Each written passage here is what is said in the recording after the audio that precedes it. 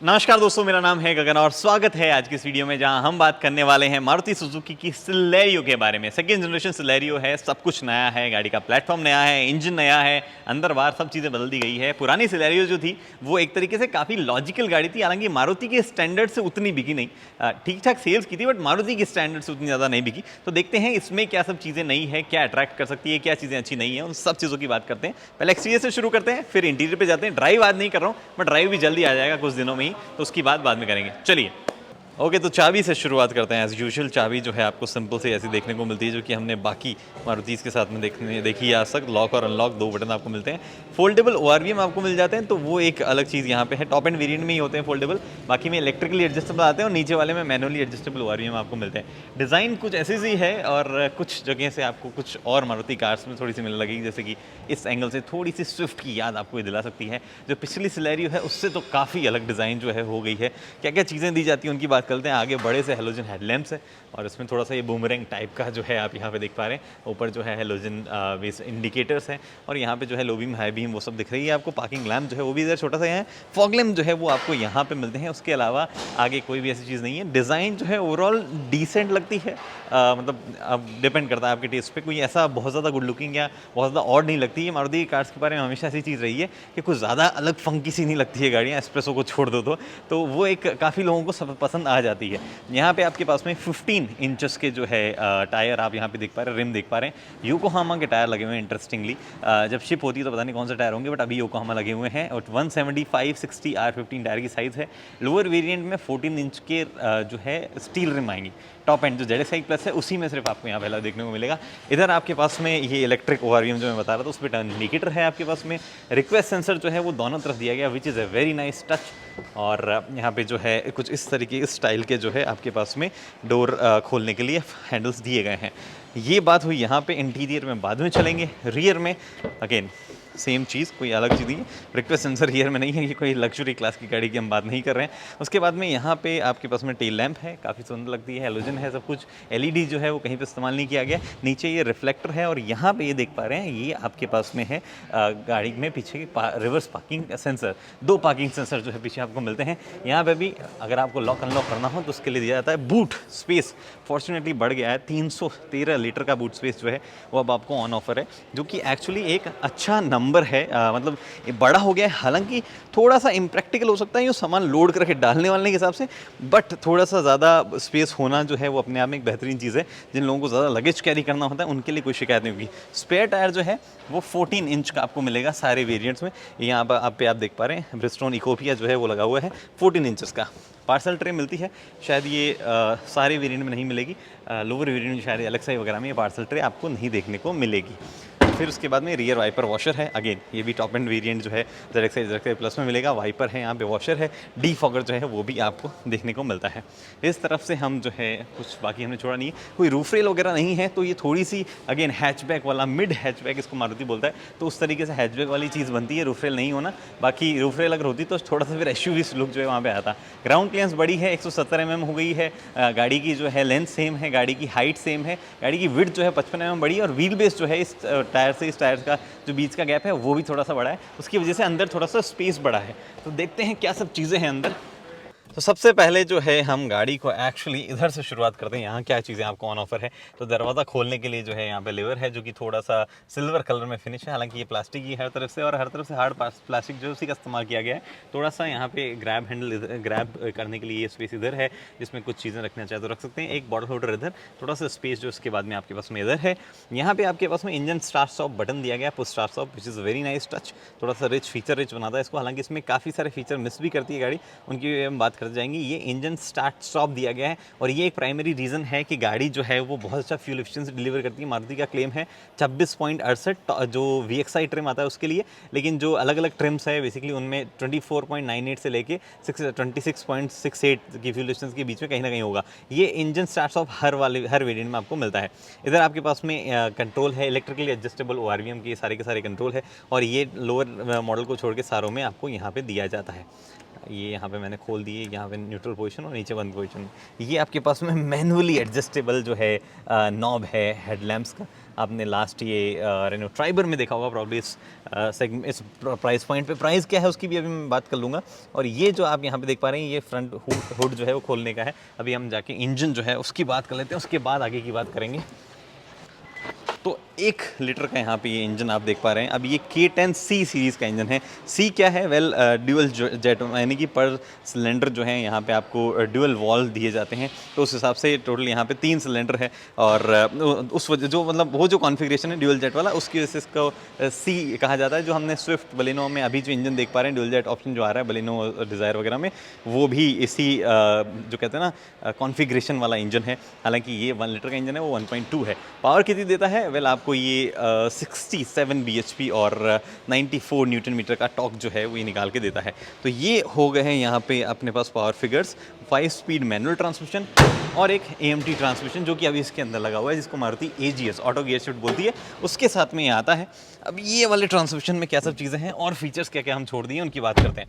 तो AC went इधर जो है कुछ इस तरीके के यहाँ दिख रहे हैं।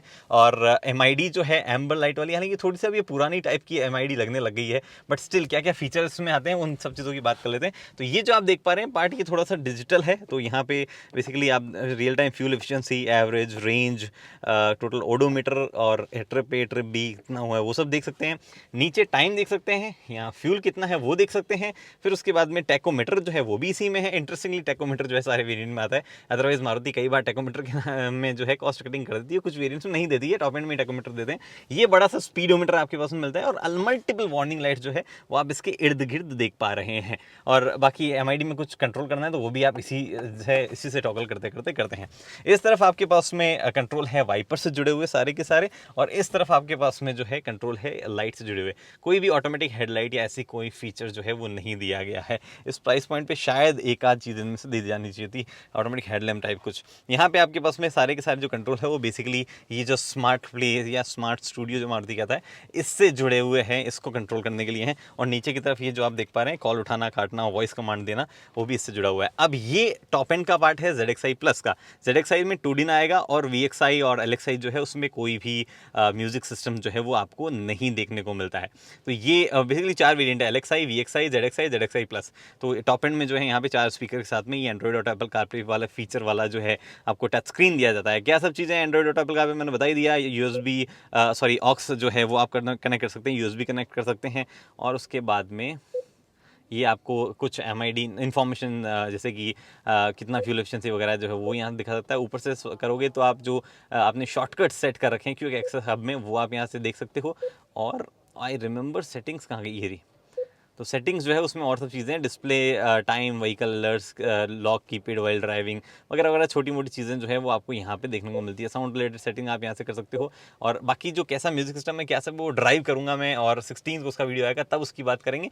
बट अभी के लिए फ़िलहाल जो है ये सब चीज़, ये सारा ये मतलब ये टच स्क्रीन हमने जो है और मारुति की कार्स में भी देखा है। पार्ट शेयरिंग के मामले में मारुति बहुत आगे, बहुत पार्ट शेयरिंग वो करते हैं। तो सेम चीज़ जो है आपने डिफरेंट मारुति कार्स में देखी होगी, वही आपको यहाँ देखने को मिल रही है। लॉक अनलॉक का स्विच आपका यहाँ शिफ्ट हो गया है। ये आपका driver side one touch roll down जो है वो आपको देखने को मिलता है। हालांकि रोल अप जो है वो वन टच नहीं है, सिर्फ वन टच रोल डाउन है। और ये भी सिर्फ टॉप एंड में फीचर मिलता है। बाकी लोअर में पावर विंडोज जरूर है, बस वन टच वाला फंक्शन नहीं आता है। हैजार्ड लैम्प और ये इधर जो है कंट्रोल सारे उधर वाली विंडो के हैं। और ये जो है आपके पास में चाइल्ड लॉक पीछे के विंडो का कर करना है। तो सेंट्रल कंसोल थोड़ा सा अलग हो गया है, कुछ इस तरीके की फील यहाँ पे आती है। थोड़ा बहुत बलेनो-इश लग सकता है, इस वजह से बलेनो का अगर आपने देखा तो कुछ ऐसा लगता है। एडजस्टमेंट जो है यहाँ पे स्टीयरिंग का, वो आपको टिल्ट वाला एडजस्टमेंट दिया जाता है। टेलीस्कोपिक एडजस्टमेंट नहीं होता, टिल्ट वाला होता है। और ये भी टॉप एंड जो है उसमें ही दिया जाता है।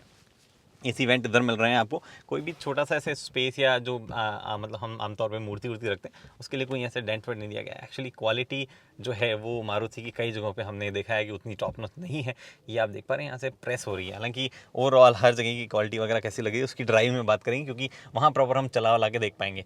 ये डे नाइट IRVM जो है आपके पास में, ये आपको यहाँ पर मिलता है। और थोड़ा सा मेरा कैमरा फोकस में प्रॉब्लम कर रहा है। उसके बाद में इधर आपके पास में वैनिटी मिरर मिलता है, कोई वैनिटी लाइट नहीं है। और एक्सटेंड होना तो छोड़ो, ये काफ़ी ज़्यादा एरिया जो है यहाँ पे छोड़ देता है, विच इज़ लिटिल बिट जो लोगों को शायद पसंद ना आए, धूप में ज़्यादा चलाते हैं वो। इधर आपके पास में लाइट्स हैं जो कि हेलोजन है अगेन। और साथ ही में नीचे अगर आते हैं तो मैनुअल AC जो है वो आपको मिलता है। सिंपल नॉब्स है, यहाँ पे टेम्परेचर सेट करो, यहाँ पे मोड सेट करो, यहाँ पे ब्लोअर स्पीड सेट करो। और एक्चुअली ठीक ठाक ब्लोअर स्पीड है, एक्चुअली अच्छी खासी फ़ैन स्पीड है, जो कि अच्छी बात है क्योंकि रियर में इसके एसी वेंट वगैरह नहीं आते, तो इसकी ज़रूरत जो है वो ठीक ठाक होने की पड़ती भी है। बाकी एसी के सारे कंट्रोल इधर ही है। नीचे अगर आप जाएंगे यहाँ से तो नीचे आप देखेंगे कि इधर आपको मिलता है 12 वोल्ट का एक सॉकेट और इधर USB और ऑक्स, जिससे आप अगर कुछ कनेक्ट करना चाहें एंड्रॉयड और एप्पल कारप्ले वगैरह तो वो भी आप इसी से बेसिकली कनेक्ट करते हैं। थोड़ा सा प्रॉब्ली कुछ तो गड़बड़ है यहाँ पे, ओके सही से नहीं लग रहा था वो। उसके बाद में नीचे जो 2 बॉटल होल्डर आप देख पा रहे हैं और छोटा सा स्पेस इधर भी है, इसमें मोबाइल वगैरह रखते हैं। थोड़ा सा से स्लैंटेड सा ये है। इधर AMT है तो आपके पास में कुछ ऐसा सा नॉब मिलता है, थोड़ा फंकी सा अलग दिखने वाला मिलता है। सिंपल से फंक्शन है R एंड D और M, बेसिकली M से आप सेलेक्ट कर सकते हो, अप डाउन आप अपने हिसाब से कर सकते हो। मैनुअल मोड पे वो चला जाता है। इधर हैंड ब्रेक है, इस स्पेस का कोई यूटिलाइजेशन नहीं किया जा सकता था। उसके बाद में हम आते हैं एक और स्पेस पे जो कि काफ़ी इंपॉर्टेंट होता है लोगों के लिए, ग्लव बॉक्स की साइड भी डिसेंट सी है, थोड़ा सा और बेहतर डिज़ाइन वगैरह उसको खींच किया जाता। कोई भी गिमिक जैसे कि लाइट या कोई एयर कूलिंग वगैरह जो है वो यहाँ पे देखने को नहीं मिल रही है। उसके बाद में इधर सेम बॉटल होल्डर वगैरह जो उधर आपको देखने को मिल पा रहा था वही है। और सीट जो हैं वो फॉर्चुनेटली थोड़ी कंफर्टेबल है और सॉफ्ट भी काफ़ी है। तो एक बार की सब लोगों को जो है वो कंफर्टेबल लगेगी। लॉन्ग राइड पे कैसी होती है इस पर मैं अभी कोई कमेंट नहीं कर पाऊंगा, लेकिन जब करूंगा लॉन्ग राइड अच्छा खासा तरीके से चलाऊंगा मैं इसको, फिर हम जो है इसकी बात करेंगे। उसके बाद चलते हैं एक्चुअली पीछे की तरफ। मैं इस सीट को अपने हिसाब से एडजस्ट कर लेता हूँ। ओके, इंग्रेस गाड़ी का एक्चुअली ठीक है, फ्रंट के लिए तो ठीक है, कोई दिक्कत नहीं है। गाड़ी की हाइट वगैरह के हिसाब से कॉम्प्लीमेंट भी करता है। हाँ ये अच्छी बात है, इसके यहाँ नहीं दिए पकड़ने वाले। कुछ लोग इसमें स्पॉइलर लगवाएंगे तो शायद थोड़ी और बेहतर लग सकती है। एनीवे, रियर में स्पेस जो कि भैया 35 mm का व्हील बेस बड़ा है, उससे स्पेस में कोई फ़र्क आया है क्या? वेल डेफिनेटली आया है फ़र्क, आप देख सकते हो। अच्छा खासा फ़र्क जो है वो आपको यहाँ पे देखने को मिल जाएगा। नीचे भी इनफैक्ट जो है ये जो पाँव रखने की जगह है उसमें भी काफ़ी जगह है मुझे यहाँ पे दिख पा रही है, और इधर भी काफ़ी जगह जो है वो है। हेडरूम जो है उसमें भी थोड़ी सी जगह है जो और यहाँ पे है। मतलब 6 फुट का बंदा तो टच होगा डेफिनेटली, बट मैं 5 फुट 8 इंच का हूँ। आगे वाली सीट मेरे हिसाब से एडजस्ट है, पीछे वाले में मेरे को बैठने में कोई प्रॉब्लम नहीं हो रही है। एक्चुअली बंद करके देख लें, कोई प्रॉब्लम यहाँ पे नहीं हो रही है। हाथ वाथ रखने के हिसाब से भी ठीक है। हालांकि हेडरेस्ट जो है वो एडजस्टेबल नहीं है, माइंड यू। एडजस्टेबल हेडरेस्ट जो है वो आपको आगे भी नहीं मिलते हैं। इनफैक्ट ये इस सेगमेंट में, चलो ग्रैंड आइटन को आप इस सेगमेंट में काउंट करोगे नहीं करोगे, बट उसमें भी जो है ये एडजस्टेबल नहीं मिलते हैं। ये एडजस्टेबल पता नहीं कब देने लगेंगे मैन्युफैक्चर। एक्चुअली ये एक सेफ्टी फीचर है, अगर आपकी गाड़ी में एडजस्टेबल है तो उसको निकाल के शीशा तोड़ने का काम नहीं आता भाई, वो सेफ्टी फीचर है। एडजस्ट करके सही जगह रखा करो उसको। 60-40 स्प्लिट मिलता है, देख के बहुत अच्छा लगा, लेकिन कोई भी आर्मरेस्ट या ऐसी चीज़ नहीं दी जाती है आपको।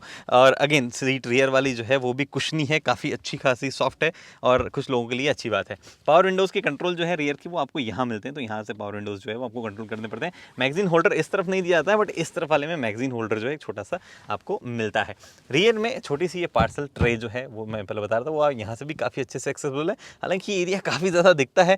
आई थिंक ये ड्राइव के टाइम पे थोड़ा हेल्पफुल होगा ड्राइवर को, लेकिन ये थोड़े से एक्सपोज्ड पार्ट जो है वो उतने ज़्यादा पता नहीं है, जैसे ये थोड़ा सा उलझ के टूटने वाली जैसी चीज़ें, इसको कवर किया जाना चाहिए था। एनीवे, इधर आपके पास में ग्रैब हैंडल है। ग्रैब हैंडल जो है वो आपको तीनों के लिए मिलते हैं, ड्राइवर को जो है वो ग्रैब हैंडल नहीं मिलता है। तो ये हो गई बात पीछे बैठे बैठे। अब चलते हैं बाहर। इसको यहाँ रखते हैं वैसे तो, लेकिन बोलते टाइम थोड़ा सा ऐसा ना हो, इसलिए मैं यहाँ रखता हूँ। चलिए, तो जी भैया ये सब कुछ है सिलेरियो के बारे में। प्राइस क्या है? 4,99,000 से शुरू होती है, 6,44,000 तक जाती है। अगर आपको AMT चाहिए 50,000 और डालो, यानी कि 6,94,000। अच्छी बात यह है कि AMT जो है वो लोअर वेरिएंट LXI को छोड़ के सारे वेरिएंट में आपको देखने को मिलता है। तो अगर आपको AMT कन्वीनियंस चाहिए तो वो ले लो। बाय द वे, AMT सबसे पहले हमने जो है सिलेरियो के साथ में देखा था, पुराने वाली के साथ में, और इसके साथ में अब AMT में हिल होल्ड कंट्रोल जो है वो भी दिया था, जो कि कई लोगों की समस्या थी कि पहाड़ी पे गाड़ी जो है हमारी पीछे रोल हो जाती है, AMT में हमें वो कंट्रोल नहीं आ पा रहा है। वो चीज़ आपके लिए वहाँ सॉर्टेड हो गई है। बाकी गाड़ी वर्थ इट है या नहीं है, चलाने में कैसी है, इसकी बात ड्राइव रिव्यू में हम करेंगे।